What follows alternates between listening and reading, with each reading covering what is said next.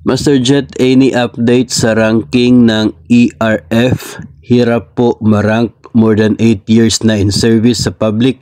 Please hide my identity. Unang-una, kapag ito pong ERF, ito pong reclassification ng isa pong item, ay hindi po ito nangangailangan ng ranking, no? So kasi ang nangyayari kapag ERF, yung usapin natin, yung sarili mong item, no, yung item mo mismo as a teacher 1, kung teacher 1 ka man, yun ang i-reclassify into higher position. If you are eligible for teacher 2 o kaya ay teacher 3, yung item mo will be reclassified from teacher 1 to teacher 2 o kaya ay to teacher 3 kung saan ka eligible.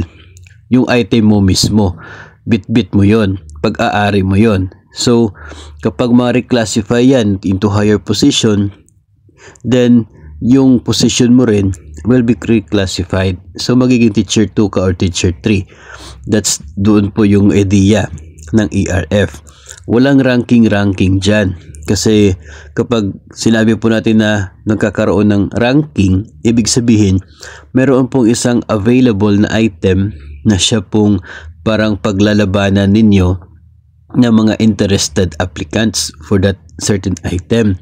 Nangyayari po yan sa kapag mayroon pong natural vacancy. Natural vacancy, kung mayroong nag-retire, nag-resign, namatay, o kaya ay bagong open item na higher position. Tapos kapag ito ay na-open na, no, ay mayroon po itong process kung saan yung mga interested na mga personnel ay pwede mag-apply sa posisyon na yan na naiwan. Tapos that's the time na magkakaroon po ng ranking between or among the applicants. Ganun po kapag natural vacancy. Iba po ang process doon. Sa ngayon ay governed na siya na DepEd Order number 20 series of 2024. Pero sa usapin ng ERF, walang ranking, no? Sarili mo yung kalaban mo diyan, no? Sarili mong item lang i-reclassify into higher position. Ikaw lang ang magmamay-ari niyan at wala pong ranking na mangyayari.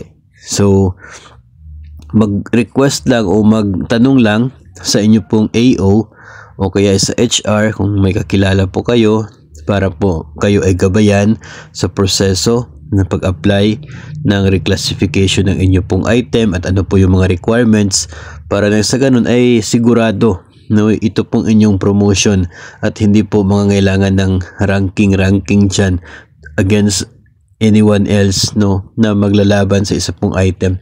Itong ERF mas maganda kasi wala kang kalaban, no? Sa'yo talaga yung position na yon if you are eligible at ma-approve ang inyong pong reclassification.